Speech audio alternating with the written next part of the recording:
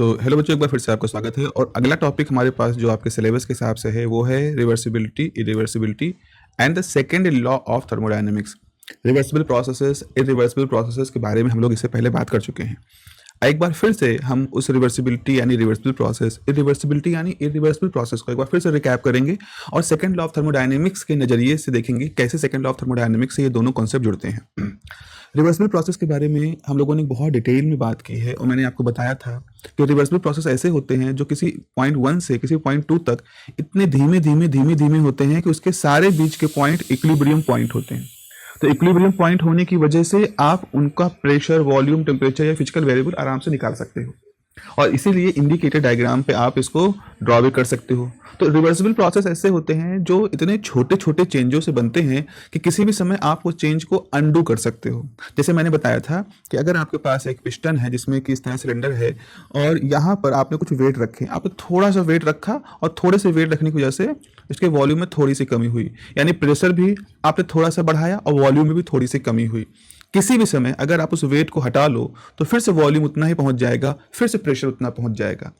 तो इस तरह के बहुत सारे छोटे छोटे स्टेप्स होते हैं जहां हम छोटे छोटे वेट रख रख के जिनको हटाने पे फिर से प्रेशर उतना ही हो जाए, फिर से वॉल्यूम उतना ही हो जाए, कर करके हम अपना पूरा प्रोसेस कंप्लीट करते हैं। अब आप खुद ही सोचोगे कि ऐसा तो होता नहीं है भाई, हम लोग तो जनरली प्रोसेस तेजी से करते हैं, ऐसे कहाँ महीन महीन से वेट रखते हैं। But this is useful for the theoretical formulation. Theory बनाने के लिए जरूरी है। और एक बार फिर से मैं कहूँगा, आप यूनिट नंबर 1 के वो लेक्चर्स देखिएगा जाकर के पीछे थर्मल फिजिक्स के, जहाँ पर रिवर्सिबल प्रोसेस और इरिवर्सिबल प्रोसेस को बहुत डिटेल में डिस्कस किया गया है। एक बार फिर से हम बात कर रहे हैं। तो रिवर्सिबल प्रोसेस वो होते हैं दैट कैन बी अनडन, मतलब उनको रिवर्स किया था। अंडन का मतलब यही है, वापस से वापस रिवर्स कर दिया जा सकता है। Undone completely without any change in the system और सराउंडिंग। तो जिस समय हम ये अनडन करते हैं, जिस समय ये अनडू करते हैं, उस समय ना सिस्टम में कोई चेंज होता है और ना सराउंडिंग में कोई चेंज होता है। ठीक है, इस तरह के प्रोसेस रिवर्सिबल प्रोसेस की एक खास बात होती है। इसमें हम क्वासी स्टैटिक बिहेवियर को रखते हैं जिसमें कि हम देखते हैं कि हमारे हर प्रोसेस इक्विलिब्रियम प्रोसेस के बहुत नज़दीक है, लगभग हर स्टेप इक्विलिब्रियम में रहती है, जिसकी वजह से आपको इंडिकेटर डायग्राम पे उसको बनाना आसान होता है। आप उसके हर स्टेप का प्रेशर, वॉल्यूम, टेम्परेचर कैलकुलेट कर सकते हो। और हम ये मानते हैं कि ऐसे जो प्रोसेस हो रहे हैं तो कोई डिसिपेटिव फोर्स नहीं है, मतलब कोई फ्रिक्शन नहीं है, कोई विस्कस फोर्स नहीं है, कोई टर्बुलेंस नहीं है, ऐसा कुछ भी इन्वॉल्व नहीं है। तो आपका अनडन कर सकते हो, उसको रिवर्स कर सकते हो कंप्लीटली, और ऐसा करने के दौरान ना सिस्टम में कोई चेंज होगा ना सराउंडिंग में कोई चेंज होगा। क्वासी स्टैटिक नेचर के होते हैं, कोई डिसिपेटिव फोर्स नहीं होता। अब ये 3 शर्तें अगर आप लगा रहे हो तो इसका मतलब है कि सच प्रोसेसेस आर आइडियलाइजेशन, आइडियल की तरफ बढ़ रहे हो। आप एक आइडियल प्रोसेस की कल्पना कर रहे हो, आप सोच रहे हो कि ऐसा आदर्श स्थिति है जहां पर हर फ्रिक्शन नहीं है, इक्विलिब्रियम के नज़दीक है, कभी भी हम रिवर्स कर सकते हैं। तो लेकिन ये समान रूप से नहीं होता है, प्रकृति में, नेचर में ऐसे प्रोसेस नहीं होते हैं। और गुड फॉर थ्योरी, लेकिन चूंकि इसमें हम हर समय रिवर्स कर सकते हैं, टाइम सिमेट्रिक एक तरह से उसको कह सकते हो, प्रेशर का टेम्परेचर, वॉल्यूम कैलकुलेट कर सकते हैं, डिसिपेटिव फोर्सेस है नहीं तो मैथमेटिक्स में कोई इतनी प्रॉब्लम होगी नहीं।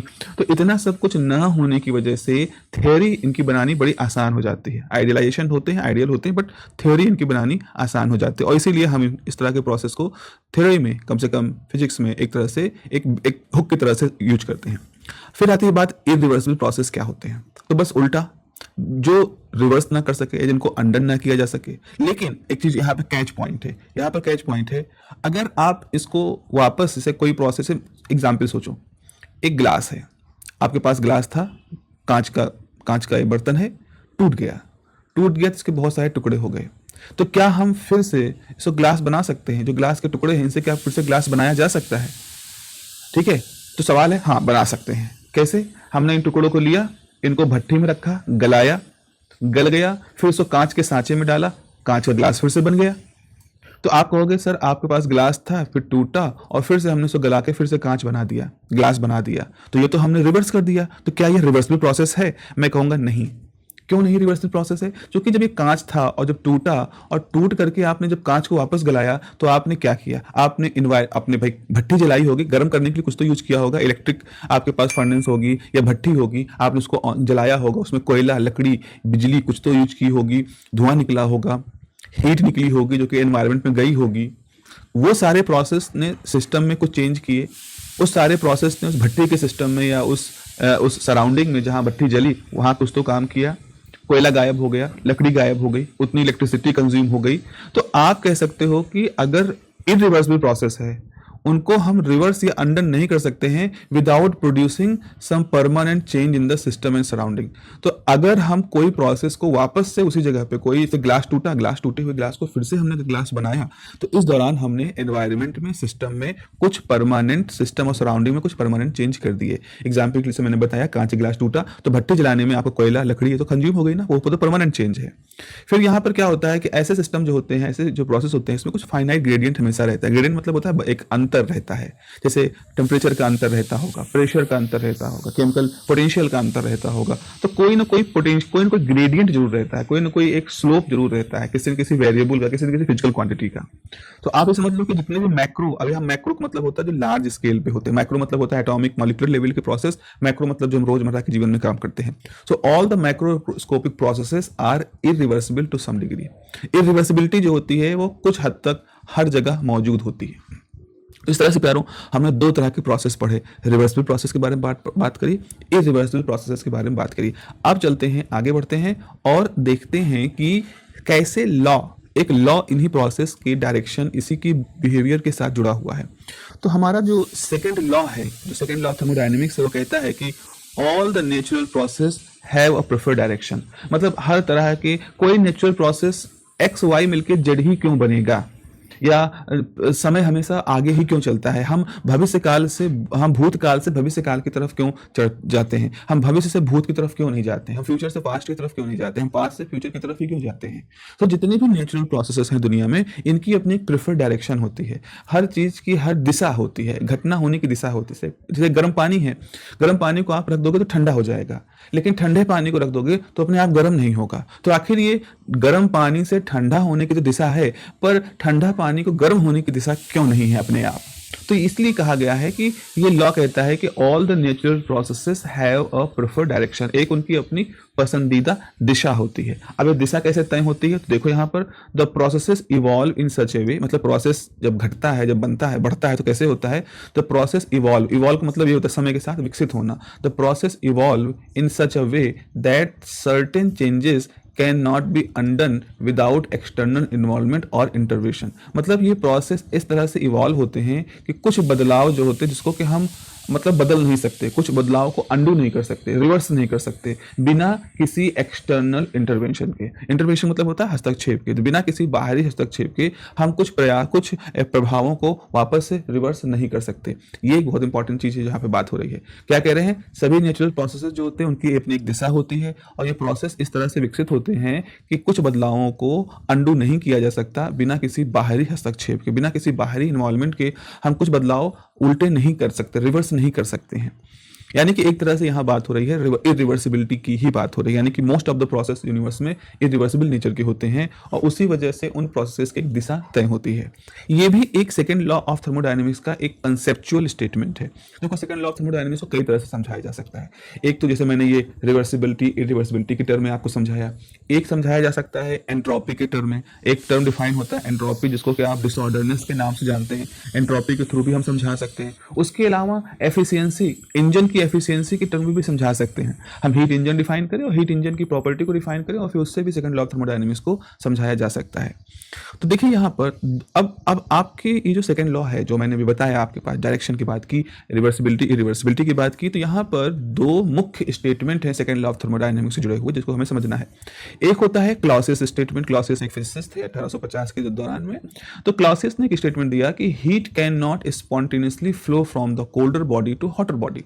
मतलब हीट का अपने आप स्वतः आप कोई बाहर से प्रभाव न लगाओ, आप कुछ न करो, बस खाली उसको ऐसे रख दो और प्राकृतिक रूप से देखो। तो प्राकृतिक रूप से हीट जो है स्पॉन्टेनियसली का यहाँ एक मतलब होता है अपने आप स्वतः प्राकृतिक रूप से, नेचुरली, बिना किसी बाहरी प्रयास के।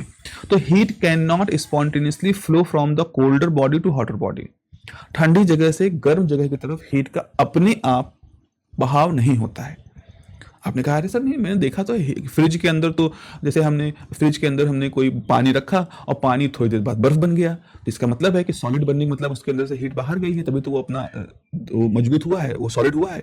तो वहाँ तो हम देख रहे हैं कि फ्रिज के अंदर चुपचाप रखा है हमारा पानी और वो ठंडा हो गया, बर्फ बन गया।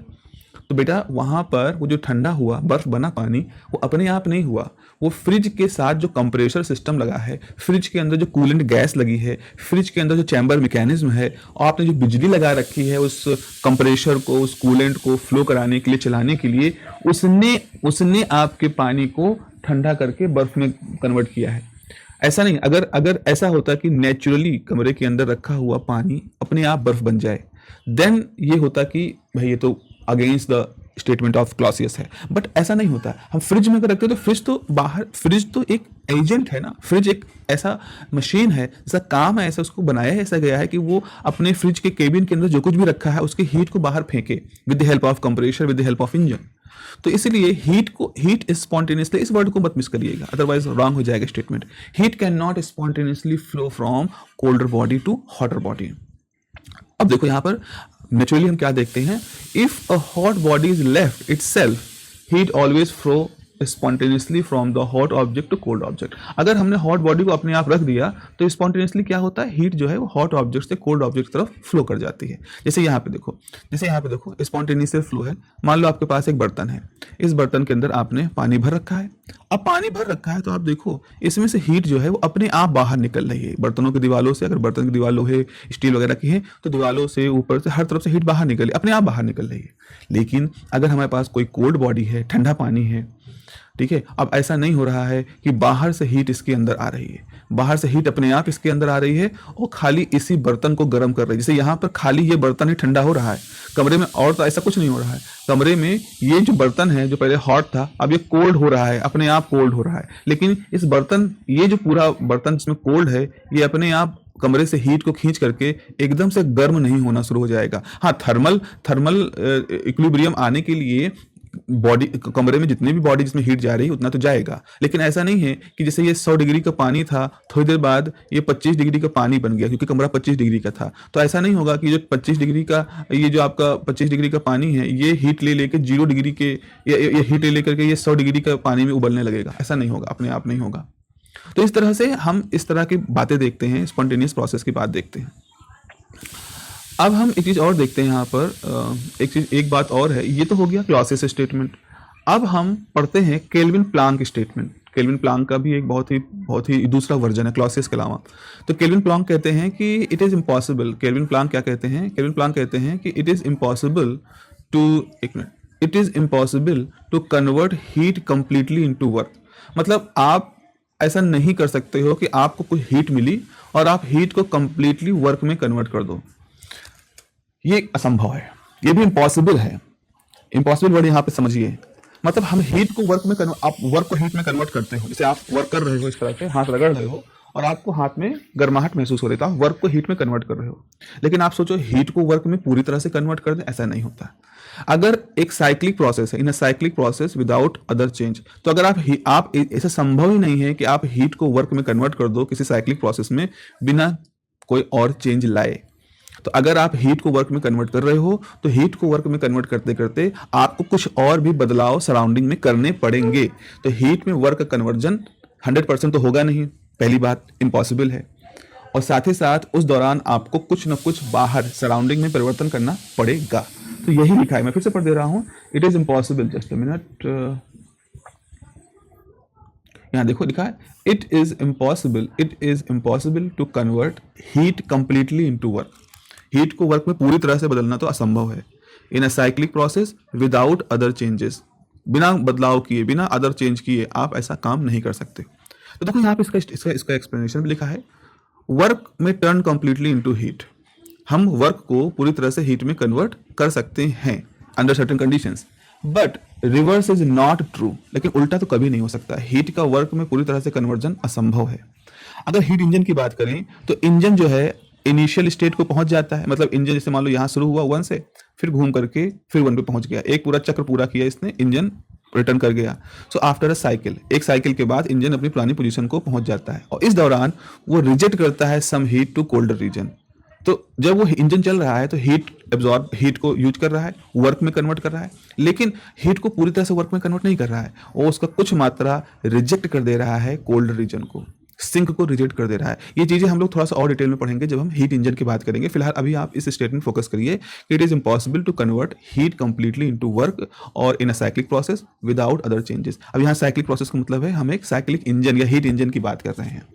और आखिरी का स्टेटमेंट देखो कि 100% efficiency of heat engine is not possible. तो केल्विन प्लांक का स्टेटमेंट कहता है कि हम कभी भी ऐसा कोई हीट इंजन नहीं बना सकते हैं जिसकी 100% एफिशिएंसी हो। एफिशिएंसी मतलब होता है कितना इनपुट लिया कितना आउटपुट को कन्वर्ट किया। तो अगर कोई इंजन 100% एफिशिएंसी का है तो इसका मतलब वो जितना हीट ले रहा है वो इंजन उतना ही वर्क में कन्वर्ट कर रहा है। तो ये सारा मामला 100% है। तो ये कहना का यहाँ मतलब है कि 100% वाला कोई भी हीट इंजन, हम 100% एफिशिएंसी वाला हीट इंजन नहीं बना सकते, क्योंकि जितना हीट लेता है इंजन उसका एक हिस्सा वर्क में कन्वर्ट करता है, बाकी का हिस्सा कुछ ना कुछ वो सराउंडिंग में फेंक देता है, कन्वर्ट कर देता है, सराउंडिंग को सप्लाई कर देता है। अब देखो यहाँ पर अब एक स्टेटमेंट यहाँ पर है कि आखिर इस तरह से अगर हम बताएं तो सेकंड लॉ को अब हम यहाँ पे कंक्लूड कर रहे हैं, हम आखिरी बात कर रहे हैं। तो सेकंड लॉ एसेंशियल क्यों है, सेकंड लॉ की जरूरत क्यों है? तो ये है second law introduce a directionality to physical processes. मतलब कोई प्रोसेस स्पॉन्टेनियस होंगे, कोई प्रोसेस अपने आप होंगे कि नहीं होंगे, कोई प्रोसेस बैक की तरफ होगा कि नहीं होगा, इन सारी दिशाओं के बारे में सेकंड लॉ ऑफ थर्मोडायनेमिक्स हमें बात करता है। तो अगर फर्स्ट लॉ ऑफ थर्मोडायनेमिक्स कहें तो फर्स्ट लॉ ऑफ थर्मोडायनेमिक्स कहता है भाई जहां law of conservation of energy follow हो रहा है वो प्रोसेस हो सकते हैं because they are following the law of conservation of energy. तो फर्स्ट लॉ ऑफ थर्मोडायनेमिक्स हमें बताता है कि कोई प्रोसेस होगा कि नहीं होगा, उसकी होने की पॉसिबिलिटी है कि नहीं, क्योंकि एनर्जी का लॉस नहीं हो रहा है, एनर्जी क्रिएट नहीं हो रही है। इस तरह के नियमों को हम चेक करेंगे। तो अगर कोई process law of conservation of energy को डिसोबे नहीं कर रहा है तो वो होगा, लेकिन जब वो प्रोसेस होगा तो उसकी दिशा क्या होगी, उसकी दिशा क्या होगी ये बताता है सेकेंड लॉ ऑफ थर्मोडायनेमिक्स। तो आपको ये चीज़ समझनी है। तो जैसे फर्स्ट लॉ क्या है, अ प्रोसेस इज पॉसिबल और नॉट। फर्स्ट लॉ हमको इस सवाल जवाब देता है कि कोई प्रोसेस संभव है कि नहीं, और सेकेंड लॉ हमको क्या बताता है कि डायरेक्शन ऑफ प्रोसेस, जो फर्स्ट लॉ के हिसाब से जो प्रोसेस हो रहे हैं उनकी डायरेक्शन क्या होनी चाहिए। तो फर्स्ट लॉ फिर से बता दो, फर्स्ट लॉ बताता है कोई प्रोसेस होगा कि नहीं, सेकेंड लॉ कहता है कि फर्स्ट लॉ के हिसाब से जो प्रोसेस होगा उसकी दिशा क्या होगी। This is the difference between first law and second law. इस दिशाओं के बारे में हमको जानकारी यहाँ पर मिलती है। तो एक बार आखिरी में फिर से मैं यहाँ पर आपके सामने ये बात रख रहा हूँ, आपके सामने फिर से ये बात रख रहा हूँ। देखो यहाँ पे लिखा है कि first law of thermodynamics tells us what can happen energetically.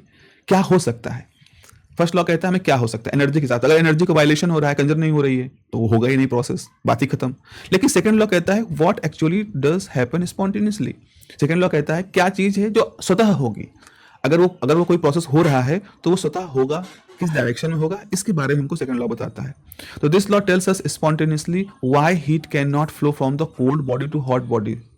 ये बताता है कि स्पॉन्टेनियसली अपने आप हीट जो है वो ठंडी जगह से गर्म जगह की तरफ क्यों नहीं जाती, जबकि इसमें किसी तरह के law of conservation of energy का उल्लंघन नहीं होता है, कोई उल्लंघन नहीं। यहाँ पर मेरा कहने का मतलब ये है कि अगर आप कहें कि सर कमरे में हमने अगर एक ठंडा पानी रख दिया, हमने एक कोल्ड वाटर रख दिया, तो कोल्ड वाटर गर्म नहीं हो रहा है अपने आप, खाली ये नहीं हो रहा है कि कोल्ड वाटर उबलने लगे, क्योंकि उबलता हुआ अगर हमने पानी रखा तो उबलता हुआ पानी तो थोड़ी देर में ठंडा हो जाता है।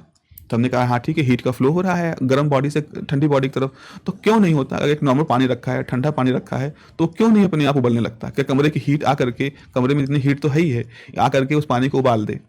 तो इस प्रोसेस में law of conservation of energy को उल्लंघन नहीं हो रहा है, क्योंकि इसमें हम ये नहीं कह रहे हैं कि कमरा पानी उबलना शुरू हो जाए तो हीट क्रिएट हो। भाई कमरे की हीट जो है सारे मॉलिक्यूल एक साथ टक्कर लगाएं और उसको गर्म कर दें, लेकिन ऐसा नहीं होता है। तो ये law of conservation of energy का उल्लंघन नहीं हो रहा है, लेकिन सेकंड लॉ ऑफ थर्मोडायनेमिक्स का उल्लंघन हो रहा है। तो सेकंड लॉ ऑफ थर्मोडायनेमिक्स कहती है कि यहाँ पर सेकंड लॉ ऑफ थर्मोडायनेमिक्स के हिसाब से ठंडा पानी अपने आप नहीं उबल सकता, हीट अपने आप वर्क में कन्वर्ट नहीं हो सकती है। इस तरह के रिस्ट्रिक्शंस हैं जो सेकंड लॉ ऑफ थर्मोडायनेमिक्स हमारे सामने रखता है। That is why second law of thermodynamics is important, इसीलिए उसकी इंपॉर्टेंट है और इसीलिए हम उसको अपने नेचर में, अपने थर्मोडायनेमिक्स में बहुत ही इंपॉर्टेंट हिस्से के रूप में पाते हैं और आप एग्जाम पॉइंट ऑफ व्यू से भी बहुत इंपॉर्टेंट है। ठीक है, so this is all about this particular section जहां हमने reversibility, irreversibility and second law of thermodynamics का डिस्कशन किया है। आगे बढ़ते हैं और आगे बढ़ेंगे तो हम सेकंड लॉ ऑफ थर्मोडायनेमिक्स को और गहराई से समझने की कोशिश करेंगे, क्योंकि आपके सिलेबस में फिर इसमें इंजन वाली बात भी होती है, इसमें एंट्रोपी की बात भी होती है, इसमें क्लासेस इनइक्वालिटी की बात भी होती है, वो भी चीज़ें हमको यहाँ पर समझनी है। Okay, have a nice day, take care, bye.